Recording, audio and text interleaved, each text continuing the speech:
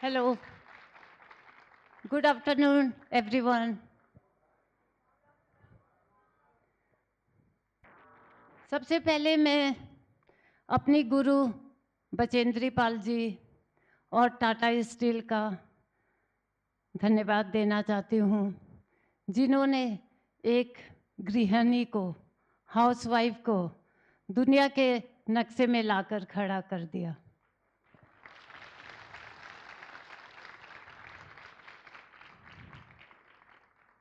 कभी कभी जीवन में कुछ ऐसे पल आते हैं जिसके बारे में आपने कल्पना भी न की हो। मेरे साथ भी कुछ ऐसा ही हुआ। एक साधारण गृहिणी, दीन दुनिया से बेखबर, अपने पारिवारिक बंधनों से बंधी हुई। मुझे क्या पता था एक दिन रसोई घर से निकलकर, किचन से निकलकर एक ऐसे स्पोर्ट से जुड़ जाऊंगी जिसमें बहुत ही साहस और शारीरिक क्षमता की ज़रूरत हो। माउंटेनियरिंग, जो दुनिया का सबसे खतरनाक स्पोर्ट्स, हर पग पर मौत है। मैं और एक माउंटेनियर, एडवेंचर से तो मेरा दूर दूर का नाता रिश्ता नहीं था। पहाड़ों में बली पड़ी जरूर थी। मुझे तो ऊंचाइयों से डर लगता था, अंधेरे से डर लगता था, और तो और डाउन हिल में उतरने में भी मेरे कदम लड़खड़ाते थे। हाँ, स्पोर्ट्स में मुझे ज़रूर रुचि थी। मैं स्कूल के हर इवेंट में पार्टिसिपेट करती थी, विशेष करके दौड़ में, लेकिन जीतती कभी नहीं थी। हर साल कोशिश करती कि इस बार ज़रूर जीतूंगी, और हर साल पीछे रह जाती। मेरे साथी बोलते थे, मोटी रुक जा, फर्स्ट सेकंड थर्ड कब के हो चुके, तू तो सबसे लास्ट में है। मैं रुकती नहीं थी, अपना रेस कंप्लीट करके ही दम लेती थी। मेरे सभी भाई स्पोर्ट्स में बहुत अच्छे थे। उनकी ट्रॉफीज, कप्स घर में सजे हुए थे। मैं हमेशा उनको ललचाई नज़रों से देखा करती थी और सोचती थी काश मेरा भी एक कप वहाँ पर सजा होता। उसके लिए मैं फिर से मेहनत करती। मेहनत तो क्या करती थी, इतनी मोटी थी, प्रयास जरूर करती थी कि फिर से मैं जीतूंगी। और उस समय मेरे नन्हे से दिमाग में ये बात नहीं आती थी कि स्पोर्ट्स में जीतने के लिए फिटनेस का होना भी जरूरी है और बार बार प्रैक्टिस भी करनी पड़ती है। जब इच्छा करती रहे मेडल और ट्रॉफी की, लेकिन कभी नहीं मिली, और इसी के साथ 18 साल की उम्र में मेरी शादी तय हो गई। पढ़ना चाहती थी, कुछ पाना चाहती थी, लेकिन सभी अभिलाषाएं अधूरी की अधूरी रह गई। जब परिवार वालों ने कहा कि शादी करके क्या तुम्हें नौकरी करनी है, उस समय इसका मेरे पास कोई जवाब नहीं था। और शादी करके मैं टाटा की नगरी जमशेदपुर आ गई। 1 साल के अंदर पहली बेटी हुई, 4 साढ़े 4 साल बाद दूसरी बेटी हो गई, और मेरी पूरी दुनिया बच्चों में सिमट कर रह गई। मैं अपने बच्चों को वो सारा कुछ करवाना चाहती थी जो मैं नहीं कर पाई थी। मैं उनको जमशेदपुर के एक स्पोर्ट्स कॉम्प्लेक्स में लेके जाती थी। लॉन टेनिस वे खेलते थे, उनको खेलता हुआ देखती थी और मैं अपना बचपन जीती थी। इसी दौरान मेरी मुलाकात बचेंद्री पाल जी से हुई। उनके ऑफिस में गई तो उनके एवरेस्ट के फोटोग्राफ्स देखकर मैं बहुत प्रभावित हुई, और मैं चाहती थी मैं अपनी बेटियों को भी एडवेंचर स्पोर्ट्स में डालूं। मैंने उनसे कहा, तब उन्होंने कहा बेटियां ही क्यों, आप भी इस स्पोर्ट्स में आ सकती है। मैंने आश्चर्य से कहा मैं और एडवेंचर का स्पोर्ट्स, दो बेटियों की माँ, इस उम्र में परिवार की जिम्मेवारी। उन्होंने कहा अगर कुछ पाना है लाइफ में तो उम्र आगे नहीं आती। और उनकी यही बात मेरे लिए प्रेरणा बन गई और मेरी बचपन की अधूरी अभिलाषा फिर से जीवंत हो गई। उन्होंने सबसे पहले मैं अपनी बेटियों के साथ ही एडवेंचर के कोर्स करने उत्तरकाशी गई, नेहरू माउंटेनियरिंग इंस्टीट्यूट में। वहाँ से आने के बाद मेरी तो पूरी दुनिया ही बदल चुकी थी। ये बहुत ही अच्छा, मुझे बहुत ही अच्छा लगा था ये स्पोर्ट्स। और उन्होंने मेरी रुझान देखते हुए मुझे बेसिक माउंटेनियरिंग कोर्स करने के लिए कहा। मैं बेसिक माउंटेनियरिंग कोर्स करने के लिए दार्जिलिंग गई 2001 में। जब वहाँ गई तो मैंने देखा कि वहाँ तो मेरी बेटी की उम्र की लड़कियाँ हैं और कोई एयरफोर्स से आई है, आर्मी से, एनसीसी से। और वहाँ के अधिकारी ने जब मुझे देखा और ऊपर से नीचे तक देखा और कहा आप बेसिक माउंटेनियरिंग कोर्स करने आई है, आपको पता है ये कोर्स कैसे करते हैं? मैंने कहा हाँ मुझे पता है। मैंने जमशेदपुर में एक दलमा ट्रैकिंग की थी जो सी लेवल से 3000 फीट था। उन्होंने कहा ये जमशेदपुर का दलमा हिल वॉकिंग नहीं है, इसमें बहुत टफ ट्रेनिंग होती है, 18,000 फीट तक जाना पड़ता है, जाइए क्यों यहाँ आ गई है, आप घर जाइए। और मैंने तो डर के मारे बताया ही नहीं कि मेरी शादी हो चुकी है और 2 बच्चे भी है। अब आ ही गई थी तो क्या करती, क्योंकि सही में ये बहुत टफ ट्रेनिंग थी। मैंने अपनी डायरी में लिखा ये मेरा फील्ड नहीं है और मुझे तो आना ही नहीं चाहिए था इसमें। लेकिन बचपन की एक आदत थी बार बार प्रयास करने की, जो काम हाथ में लिया है उसे नहीं छोड़ने की। तो मैंने कहा अब मैं इसमें अपना पूरा 100% लगा दूंगी। मैंने जी जान लगा दी उसमें। बहुत से लोग वापस चले गए, 50 लोग में केवल 20-21 लोग बचे थे और मुझे बेस्ट ट्रेनी अवार्ड मिला। मुझे विश्वास ही नहीं हो रहा था। जब 3 बार नाम कॉल हुआ, वहाँ के गवर्नर ने जब मुझे मेडल पहनाया तो तब भी मुझे विश्वास नहीं हो रहा था कि मैं ही हूँ। इसी तरह मेरा सफ़र शुरू हो गया। टाइम बढ़ता जा रहा है और मेरी कहानी तो बहुत लंबी है। और जब मैं 2001 में बेसिक कोर्स कंप्लीट कर लिया तो मैंने मैडम बचेंद्री जी के साथ बहुत सारे एक्सपीडिशन किए, छोटे बड़े। मैंने एडवांस कोर्स कर लिया था। ये एक हाउसवाइफ के लिए इस फील्ड में आना इतना आसान नहीं था। शुरू में तो घर वाले भी राजी नहीं थे, लेकिन मैंने घर की जिम्मेदारी से कभी जी नहीं मोड़ा। मैं बैलेंस डिसिप्लिन लाइफ जीती थी। मेरी दुनिया केवल परिवार और एडवेंचर में सिमट के रह गई थी। मैंने अपने सारे शौक छोड़ दिए थे। इसके लिए मेरी सास को बहुत कुछ सुनना भी पड़ता था। आज से 15-17 साल पहले कोई महिला का इस तरह के एडवेंचर में आना लोगों की सोच से बाहर था कि आपकी बहू ट्रैक सूट पहन के दौड़ती है, वो पहाड़ों पे चढ़ती है, घर कब देखती होगी। कभी कभी मेरी सास भी बोलती बहुत पहाड़ चढ़ चुकी हो, अब घर संभालो। लेकिन धीरे धीरे जब मेरे तस्वीरें न्यूज़पेपर में आने लगी और तब मेरे घर वालों ने भी इसको समझा और मेरे ससुर जी और मेरे हस्बैंड विमल हमेशा मेरा साथ देते थे। क्योंकि कोई औरत शादी के बाद कुछ अचीव करती है तो उसका सारा श्रेय उसके हस्बैंड को जाता है। बिना उसके सपोर्ट के एक कदम भी आगे बढ़ना बहुत मुश्किल है। इसी तरह मैंने जब 2008 में मैं साउथ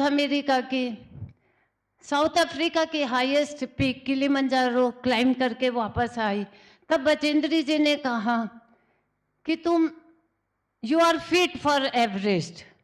मुझे विश्वास ही नहीं हुआ कि मैं एवरेस्ट जा सकती हूँ। मुझे इतनी खुशी हुई मैं बता नहीं सकती। लेकिन वो खुशी ज़्यादा देर तक टिकी नहीं रही। पूरा ध्यान परिवार में चला गया। घर की बहुत सारी जिम्मेदारियां थी, बेटी की शादी करनी थी, छोटी बेटी को एमबीए में एडमिशन करवाना था। मैं कुछ नहीं बोली, केवल मुस्कुरा कर रह गई। इसी तरह जब भी वो मुझे मिलती और बोलती थी तुम्हें एवरेस्ट जाना है ना, मैं कुछ नहीं बोल पाती थी, केवल मुस्कुरा कर रह जाती थी, क्योंकि मुझे अपना घर परिवार दिखता था। फिर ऐसे 2 साल बीत गए। फिर उन्होंने कहा तुम्हें एवरेस्ट नहीं जाना है? तब मैंने कहा हाँ मैम, मैं एवरेस्ट जाऊंगी, क्योंकि उस समय मेरी बड़ी बेटी की शादी हो चुकी थी और छोटी ने एमबीए में एडमिशन ले लिया था।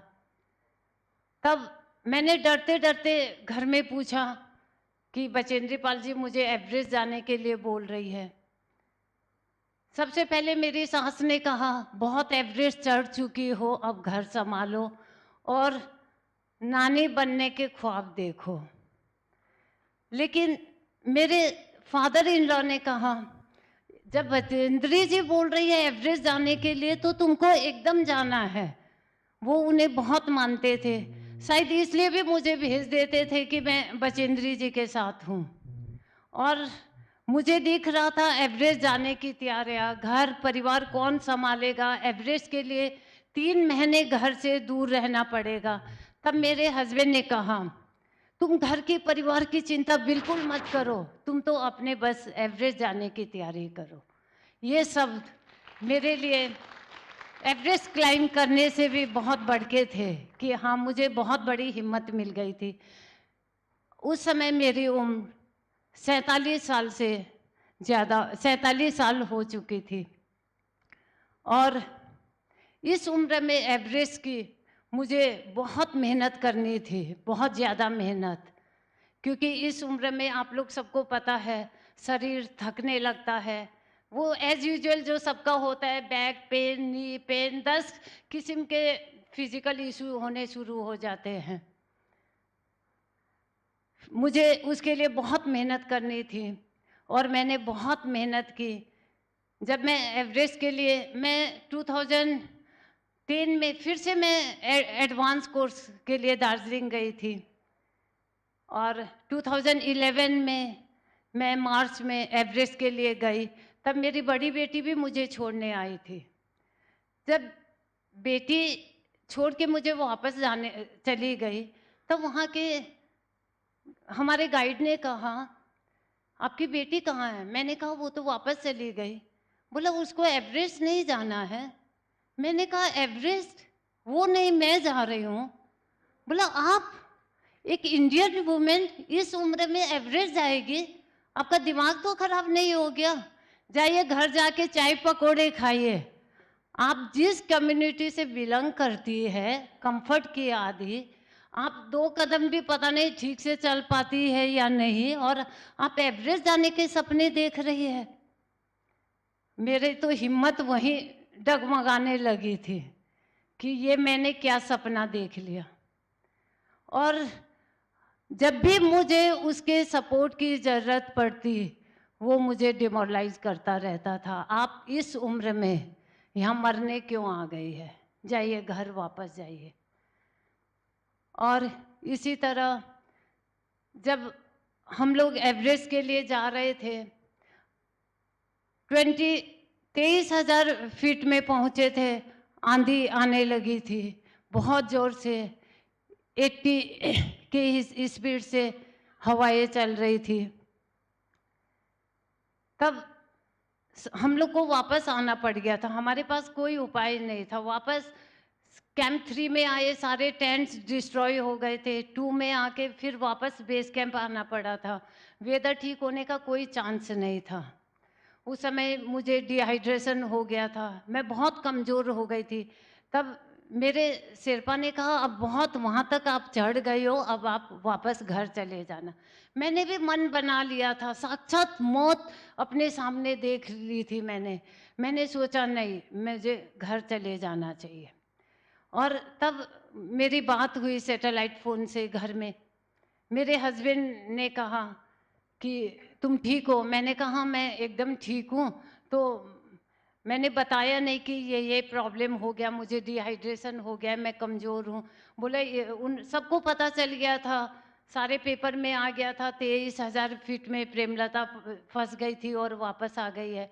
तो उन्होंने कहा तुम वापस आ जाओ। तो मैंने कहा ठीक है। लेकिन जैसे फ़ोन रखने लगे बोले देख लेना। तो इतने में फिर मेरे भाइयों का फ़ोन आया, तो बोले नहीं तुमको बस हो गया, जहाँ तक पहुँचे हो वापस आ जाना है। फिर बोले वेदर तो एक समय ठीक नहीं रहता है, वो भी नहीं चाह रहे। फिर बेटियों से बात की, वो बोली मम्मी आप सब कुछ कर सकते हो, ऐसा कोई काम नहीं है जो आप नहीं कर सकते, आप वापस आने का तो सवाल ही नहीं है। फिर पापा से बात हुई, तो पापा ने कहा कि तुम 23,000 फीट से वापस आ गई, क्यों वापस आई? तो मैंने कहा मैं क्या करती, सब वापस आ रहे थे, आना ही था, एक कदम आगे भी मौत थी। तो बोले मरना ही था तो कुछ करके मरती, जब एक कदम आगे बढ़ाया तो पीछे क्यों हटना। मुझे लगा कोई नहीं चाहते कि मैं वापस आऊं, और मुझे तो अब हर हाल में जाना ही है। और इसी तरह मैं फिर दूसरी बार हम लोग को मौका मिला, तो जब मैं वो जाने लगी तो मेरा एक करीब 26-27 हज़ार फीट में पहुंची, तो मेरे ऑक्सीजन में कुछ प्रॉब्लम हो गई थी, जो मास्क लगा रखा था उसमें बर्फ़ जम गई थी। वहाँ तो इतनी आंधी चलती है कि सांस लेते हैं तो भी बर्फ़ जम जाती है। और मैंने अपना ऑक्सीजन मास्क ठीक करने के लिए अपने ग्लव्स को नीचे निकाल के रखा, उसे ठीक करने की कोशिश कर रही थी, हो ही नहीं रहा था। जैसे नीचे रखा, तेज़ आंधी में कब उड़ गया पता ही नहीं चला, और मेरे हाथ पांव तेज़ी से ठंडे होने लगे, और मुझे लगा कि अब सामने दिख रहा है लक्ष्य मिशन, और मैं क्या करूं। तब मुझे ख्याल आया, यही ख्याल आया कि मुझे हर हाल में एवरेस्ट जाना है, चाहे मेरी जान ही क्यों न चली जाए। और मैंने एक कदम आगे बढ़ाया, नीचे एक वुलन मिटन मुझे वहाँ मिला, और उसको पहन के मुझ में इतनी ताकत आ गई कि मैं उसी के सहारे एवरेस्ट क्लाइम की। और जबकि वो वहाँ की हाइट के लिए सूटेबल भी नहीं था, कि मैंने एवरेस्ट क्लाइम करने के बाद 7 महाद्वीपों के ऊंचे शिखर पर अपने देश के तिरंगे को लहराया।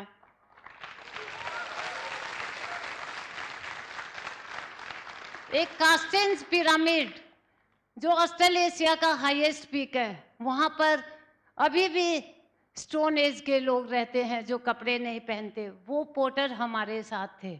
जहाँ 100 किलोमीटर दलदल से होकर गुजरना पड़ता है 6 दिन तक, दो खाइयों को क्रॉस करने के लिए ऊपर से मंकी क्रॉलिंग जैसे जाना पड़ता है, जहाँ लगातार बारिश होती रहती है, उसको क्रॉस किया है। वो भी मेरे लिए कम चैलेंजिंग नहीं था। और डेनाली, एक बार मैं डेनाली, नॉर्थ अमेरिका का हाईएस्ट पीक माउंट मैकिनली, एक बार मैं केवल 1000 फीट की दूरी से वहाँ से लौट के आना पड़ा था मुझे। मैंने सोचा था एवरेस्ट क्लाइम कर लिया, अब और सब पीक की तो हाइट कम है, आराम से क्लाइम कर लूँगी। लेकिन भगवान ने दिखा दिया था कि सबके अलग अलग चैलेंजेस होते हैं।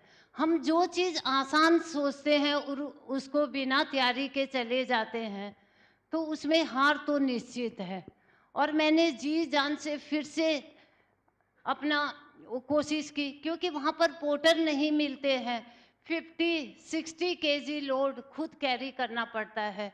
30 केजी बैक में एक स्लेज के साथ रहता है और 25 केजी बैक में। जब मैं 8-9 घंटा लगातार चलना पड़ता है। मैं 8-9 घंटे लगातार जब चल रही थी, इतना थका देने वाला होता है। मैं थोड़ा सा, समय हो गया लेकिन थोड़ा सा बोलूं? अच्छा। और इतना सामान खींच खींच के मेरे यहाँ पर इतना बड़ा सा, क्या बोलते उसको, एक फोड़ा सा हो गया था। मैंने उसमें, क्योंकि 1 महीने का राशन रहता है, टेंट रहता है, -40-50 के टेम्परेचर के, पहनने इतने सारे कपड़े रहते हैं, इक्विपमेंट रहता है बहुत, मतलब 50-55 केजी तो हो जाता है वो पूरा। और वो खींच खींच के मेरे पीठ में इतना बड़ा फोड़ा हो गया था। मैं इतना थक चुकी थी, मैं सोची कि यहीं लेट जाऊं, लेकिन चारों तरफ बर्फ़ थी। मैंने जल्दी से अपना टेंट लगाया और उसमें मतलब बेहोश होके गिर गए, आधे पैर बाहर आधा शरीर अंदर। बेहोशी की हालत में सोचा कोई गरम गरम चाय लेके आएगा मेरे लिए।